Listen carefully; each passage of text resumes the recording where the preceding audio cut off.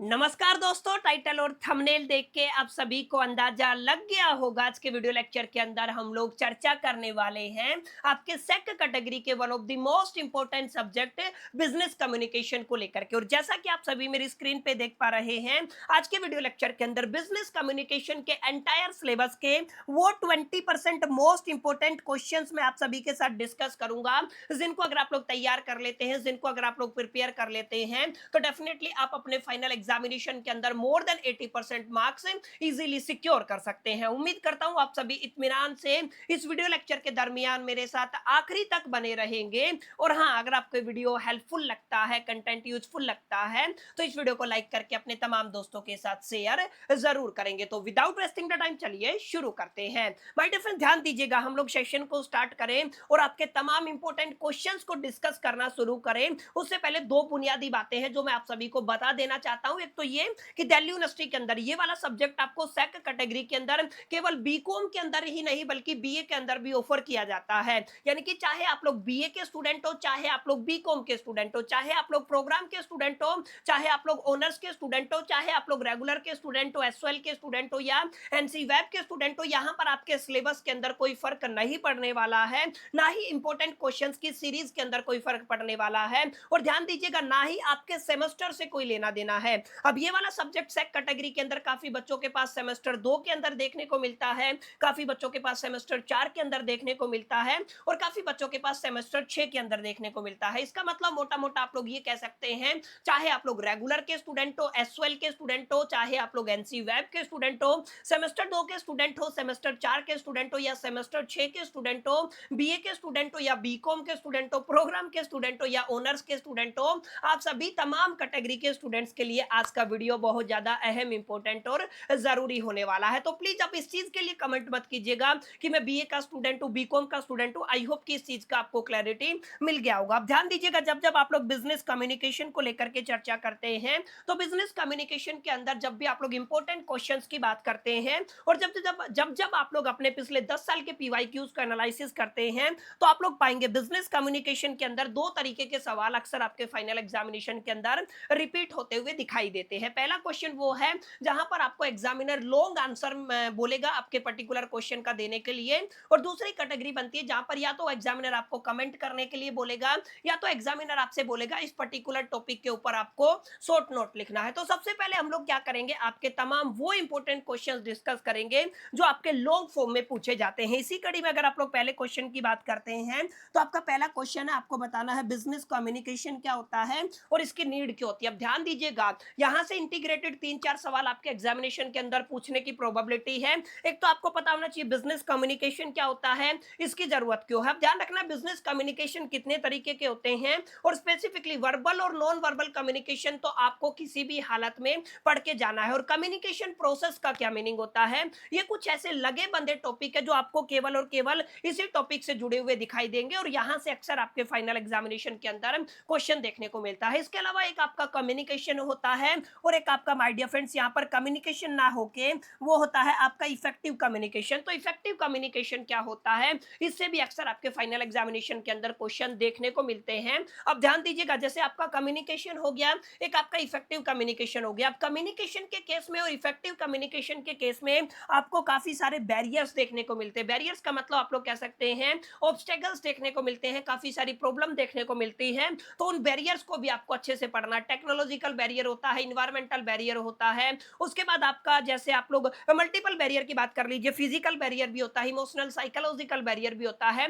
तो इन तमाम बैरियर्स को आपको गो थ्रू करना है, क्योंकि हर साल यहां से आपके फाइनल एग्जामिनेशन के अंदर एक क्वेश्चन देखा गया है। अब आगे बढ़ते हैं, तो ध्यान दीजिएगा, यहां पर जो अगला क्वेश्चन आएगा, आपको बताना है आपके बिजनेस कोरेस्पोंडेंस के अंदर आपकी ईमेल का क्या रोल रहता है। यस पीपल, ये क्वेश्चन भी आपके एग्जामिनेशन के अंदर अक्सर रिपीट होता हुआ दिखाई दिया है। तो इट्स माय हम्बल रिक्वेस्ट, इसको भी आपको अच्छे से तैयार करना है, अपने दिलो दिमाग और जहन के अंदर बैठा लेना है, क्योंकि ये वो क्वेश्चन है जो आपके पीवाईक्यूज के अंदर अक्सर रिपीट होते हुए दिखाई दिए हैं, और हर साल आपके फाइनल एग्जामिनेशन के अंदर यही से क्वेश्चन देखने को मिलता है। इसके अलावा आपको बिजनेस रिपोर्ट को पढ़ लेना है।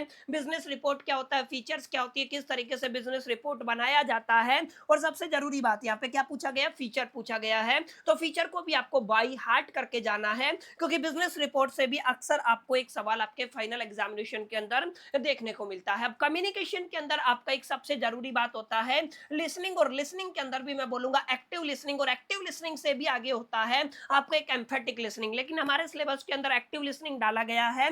तो प्लीज ध्यान दीजिएगा, why active listening is important. आपका एक्टिव लिसनिंग इंपॉर्टेंट क्यों है, ये सवाल अक्सर आपके फाइनल एग्जामिनेशन के अंदर रिपीट होता हुआ दिखाई दिया है। तो it's my humble request again, इसको भी आपको बिल्कुल भी स्किप नहीं करना है। अब ध्यान दीजिएगा, प्रेजेंटेशन को आपको पढ़ना है। There are the two type of the presentation, एक आपका ओरल प्रेजेंटेशन होता है, एक आपका रिटन प्रेजेंटेशन होता है। बोथ आर द इंपॉर्टेंट, पर ध्यान दीजिएगा यहां पर आपको बताना है ओरल प्रेजेंटेशन के अंदर आपके मेन स्टेजेस क्या है, क्योंकि अक्सर यहां से सवाल आपके फाइनल एग्जामिनेशन के अंदर देखा गया है। अगला क्वेश्चन आपका रहेगा आपका ईमेल एटिक्वेट का क्या मीनिंग होता है, उसके रूल्स को आपको एक्सप्लेन करना है। इसके अलावा एक और सवाल है जो काफी बार रिपीट होता है, ऑफिस मेमोरेंडम और उसके पर्पस को एक्सप्लेन करना। मेमोरेंडम से सवाल आएगा, ऑफिस मेमोरेंडम क्या होता है और उसका पर्पस क्या है, इसको एक्सप्लेन करना है। ये वाला क्वेश्चन भी आपके एग्जामिनेशन के अंदर अक्सर देखा गया है। इसके अलावा आपका एक राइटिंग होता है और एक आपका इफेक्टिव राइटिंग होता है। जैसे कम्युनिकेशन होता है, एक आपका इफेक्टिव कम्युनिकेशन होता है, समझ में आया ना। एक राइटिंग होता है, एक इफेक्टिव राइटिंग होता है। तो इफेक्टिव राइटिंग के लिए क्या क्या गाइडलाइंस अवेलेबल हैं उनको आपको लिखना है। और यहाँ पे ध्यान दीजिएगा, कम्युनिकेशन चैनल्स को आपको पढ़ना, दीज आर वेरी इंपॉर्टेंट, ध्यान रखिएगा। कम्युनिकेशन चैनल से अक्सर आपके फाइनल एग्जामिनेशन के अंदर एक क्वेश्चन देखा गया है। अब कम्युनिकेशन चैनल आपके दो तरीके के होते हैं, एक आपका फॉर्मल कम्युनिकेशन चैनल होता है, एक आपका इनफॉर्मल कम्युनिकेशन चैनल होता है। कम्युनिकेशन चैनल क्या होता है, फॉर्मल क्या होता है, इनफॉर्मल क्या होता है, इसको आपको गो थ्रू करना है।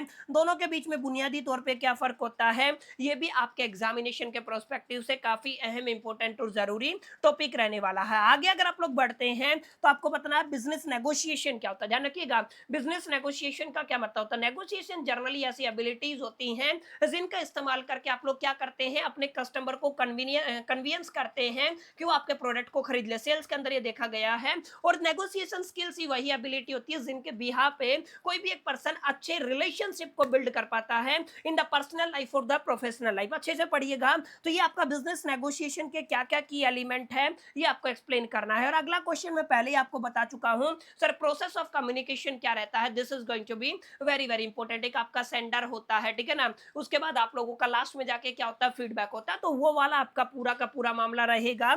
इसको आपको काफी अच्छे से, काफी अपने दिलो दिमाग और जहन के अंदर बैठा लेना। एक आपका वर्बल और नॉन वर्बल कम्युनिकेशन होता है। मैंने ये भी आपको क्लियर कर दिया कि वर्बल कम्युनिकेशन और नॉन वर्बल कम्युनिकेशन से एक सवाल आपके फाइनल एग्जामिनेशन के अंदर अक्सर देखने को मिलता है, ठीक है। अब आगे बढ़ते हैं, आगे ध्यान दीजिएगा, नॉन वर्बल कम्युनिकेशन का डिफरेंट फॉर्म होता है, वो आपको बताना है। ये भी सवाल अक्सर आपके एग्जामिनेशन के अंदर देखा गया है। अच्छा, सबसे जरूरी है इफेक्टिव कम्युनिकेशन के अंदर 7 C's का क्या मतलब होता है, इसको आपको काफी डिटेल में, काफी गहराई में जाकर के एक्सप्लेन करना है। ये मस्ट करने वाला टॉपिक है, बहुत जरूरी टॉपिक है आपके एग्जामिनेशन के पॉइंट ऑफ व्यू से, क्योंकि अक्सर आपके फाइनल एग्जामिनेशन के अंदर देखा गया, ठीक है।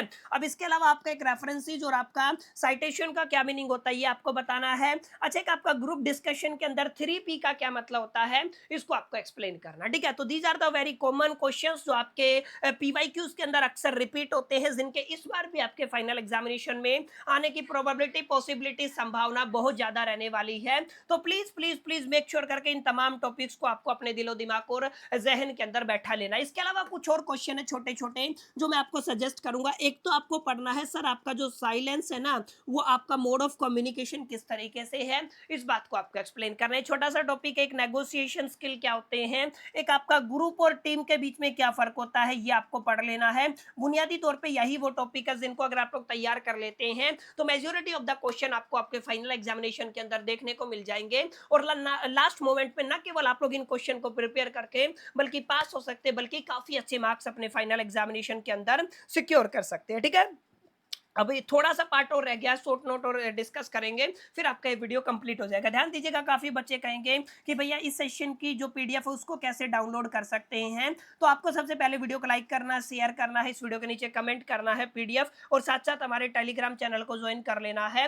या तो टेलीग्राम चैनल के ऊपर या आपके PDF के रिप्लाई के अंदर आपको यहाँ पर आपका डाउनलोडेबल लिंक मिल जाएगा, जिससे आप लोग इस PDF को एक्सेस कर पाएंगे। अब ध्यान दीजिएगा, आगे बढ़ते हैं। सर, अगला जो टॉपिक रहेगा, अगला जो क्वेश्चन रहेगा वो शॉर्ट नोट बेस्ट क्वेश्चन रहेगा और यहाँ से 4 क्वेश्चन आपको पढ़ लेने। देखिए आपकी स्क्रीन के सामने मेरे को बोलने की जरूरत नहीं है साइन लैंग्वेज क्या होता है, ठीक है, पैरा लैंग्वेज क्या होता है, प्रोक्सिमिक्स क्या होता है और काइनेसिस क्या होता है। ये कुछ ऐसे टॉपिक है जहां से अक्सर आपके फाइनल एग्जामिनेशन के अंदर मैक्सिमम जो टॉपिक है या मैक्सिमम क्वेश्चन है वो रिपीट होते हैं। तो माय डियर फ्रेंड्स, ये छोटा सा सेशन था that is related to the important questions of the business communication, ठीक है। तो आई होप कि ये क्लैरिटी आपको मिल गया होगा, ये समझ में आया होगा कि एग्जैक्टली किस तरीके के सवालात आपके फाइनल एग्जामिनेशन के अंदर इस बार रिपीट होने की संभावना है, पॉसिबिलिटी है, चांसेस है। सेशन आपको पसंद आया होगा, वीडियो आपको अच्छा लगा होगा, सेशन पसंद आया तो इस वीडियो को लाइक जरूर कर दीजिएगा, दोस्तों के साथ शेयर करना मत भूलिएगा। पहली दफे चैनल पे आए हैं तो सब्सक्राइब करके बेल आइकन को जरूर प्रेस कर दीजिएगा। इस वीडियो के अंदर इतना ही, मिलते हैं नेक्स्ट वीडियो के अंदर। जब तक के लिए मैं तो सोल दी बाय, स्टिल द कीप